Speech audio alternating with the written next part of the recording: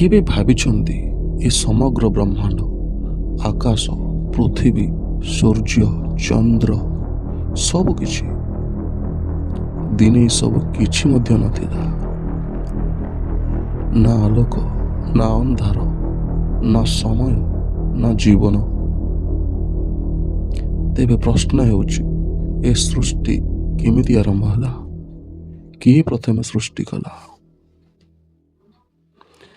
ବିଜ୍ଞାନ କହେ ଗୋଟେ କଥା, ଧର୍ମ କହେ ଆଉ ଗୋଟେ କଥା, କିନ୍ତୁ ସତ୍ୟ କ'ଣ?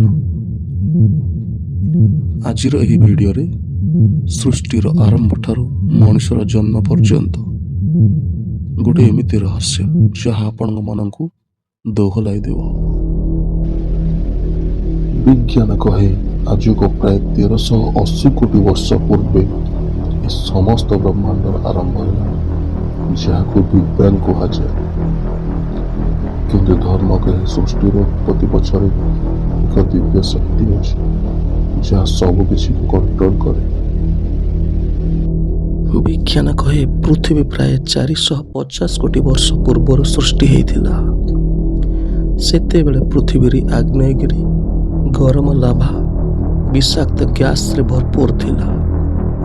କିନ୍ତୁ ଧୀରେ ଧୀରେ ସମୟକ୍ରମେ ପୃଥିବୀ ଶାନ୍ତ ହେଲା, ପୃଥିବୀରେ ପାଣିର ତିଆରି ହେଲା, ଜୀବନ ପାଇଁ ମଧ୍ୟ ପରିବେଶ ମିଳିଲା।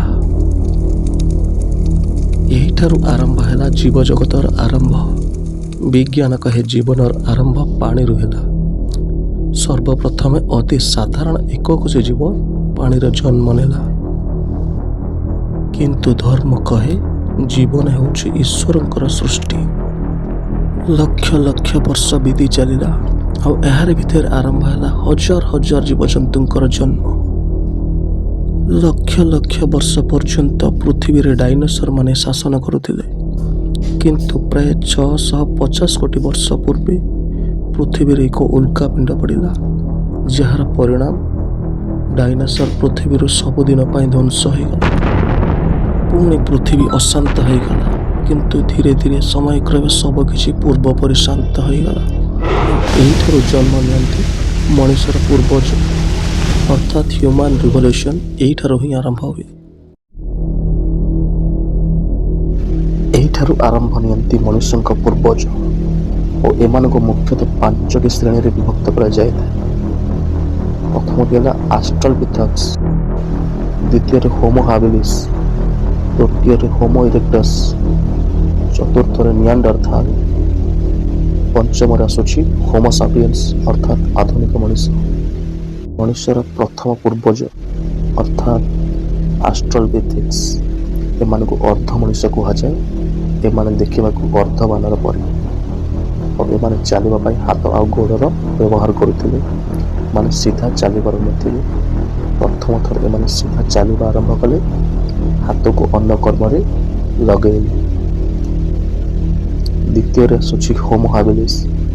ଏମାନେ ପ୍ରଥମେ ପଥରରେ ହତିଆର ବନେଇବା ଶିଖିଲେ। ଏମାନଙ୍କର ବୁଦ୍ଧି ପ୍ରଥମ ଠାରୁ ଟିକେ ଉନ୍ନତ ରହିଲା। ତୃତୀୟରେ ଆସୁଛି ହୋମୋ ଇରେକ୍ଟସ୍।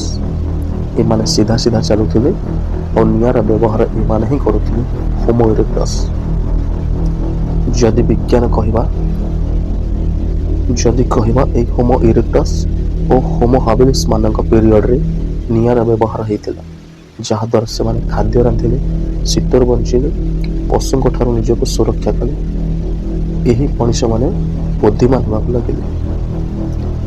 ଏହାପରେ ଆସୁଛି ହୋମୋ ସାପିଏନ୍ସ, ଅର୍ଥାତ୍ ଏବେ ମଣିଷ ଭଳି ବୁଝିବା, କହିବା, ଚିନ୍ତା କରିବା ଏବଂ ଗୋଷ୍ଠୀ ଜୀବନଯାପନ କରୁଥିବା ମଣିଷକୁ ହୋମୋ ସାପିଏନ୍ସ କୁହାଯାଏ ବା ଆଧୁନିକ ମଣିଷ କୁହାଯାଏ।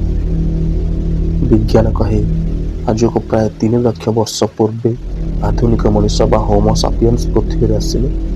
ସେମାନେ ଭାଷା କହିଲେ, କଳା ଓ ସଂସ୍କୃତିକୁ ବୁଝିଲେ, ସମାଜ ତିଆରି କଲେ, ଗୋଷ୍ଠୀ ଜୀବନଯାପନ କଲେ।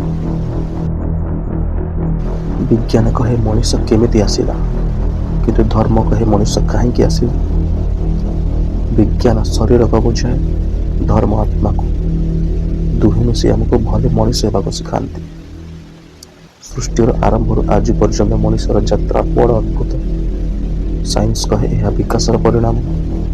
ଧର୍ମ କହେ ଏହା ଭଗବାନଙ୍କର ଯୋଜନା ନୁହେଁ, କିନ୍ତୁ ଆମେ କହିବା ଭଲ ମଣିଷଟି ହେବ। ଆଜି ପାଇଁ ଏତିକି। ପୁଣି ଦେଖା ହେବ ଗୋଟେ ନୂଆ ବିଷୟରେ, ପୁଣି ଦେଖା ହେବ ଗୋଟେ ନୂଆ ଟପିକ୍। ସେ ପର୍ଯ୍ୟନ୍ତ ଯଦି ଆପଣମାନେ ଚ୍ୟାନେଲକୁ ସବସ୍କ୍ରାଇବ୍ କରିନାହାନ୍ତି ତ ଏବେ ହିଁ କରିଦିଅନ୍ତୁ।